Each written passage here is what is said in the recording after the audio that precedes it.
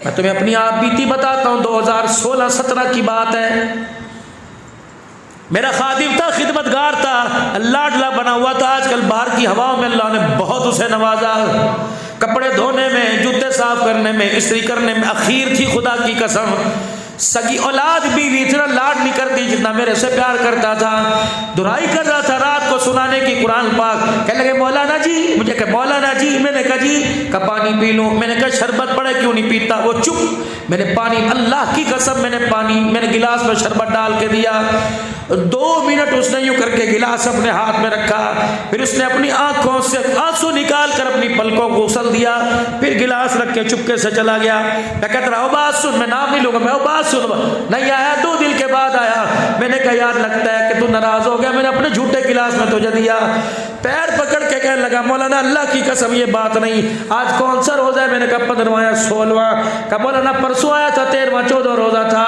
अफ्तारी के वक्त मेरी अम्मी रो के मेरे अब्बू से कह रही थी चल 2-4 अम्मी नींबू हिला के दे दे, हम चीनी डाल के नींबू डाल के मीठा पानी पी लें। मौलाना जब लाल रंग का शरबत तेरे हाथ में आया, मुझे मेरी माँ की मायूसी सामने नजर आने लगी। मौलाना मैं पानी का गिलास छोड़ के चला गया।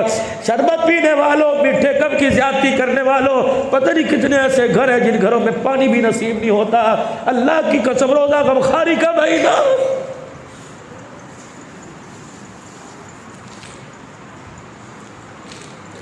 किस नबी का कलमा पढ़ते हो जो उंगली के इशारे करके कसम उठा के कह रहे वो मोमिन नहीं हो सकता, वो मोमिन नहीं हो सकता जो खुद रज के सोए उसका पड़ोसी भूखा रह जाए।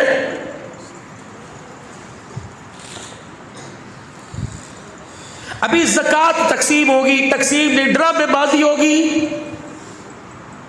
दुआ करी एतकाब में बैठ के दुआ करना। अब कितनी सी दुआ, अगर कोई दूसरा ज़कात देगा कल तो मेरे को लेके गया जी, यदि आदत है चुप। सैयदा आयशा रज़ी अल्लाह ताला अन्हा को रहमत वाले नबी ने बुलाया जी, घुटने के साथ घुटना जोड़ के बैठ गई। आयशा मैं तुझे खैरात देने का तरीका ना बतला दूं। अल्लाह अकबर। रहमत वाले नबी का चेहरा देख के नबी कमली वाले अल्लाह अल्लाह का नमाज पढ़ने का तरीका तो उम्मत ने आपसे सीखा, रोजे का, ज़कात का, खैरात का तरीका क्या। फरमाया आयशा जो फकीर दरवाजे पर आए और आके के कर भला हो भला, आयशा उस फकीर की हैसियत ना देखना बल्कि अल्लाह की शान करीमी को देखना। आयशा वो तुझे जो दुआ दे उसे वही दुआ दे देना। अगर वो कहे अल्लाह तुझे साहिब औलाद बनाए, तू भी कहना अल्लाह तुझे साहिब औलाद बनाए। आयशा कहे अगर अल्लाह तुझे दूध बच्चों वाला बनाए, अल्लाह तुझे भी दूध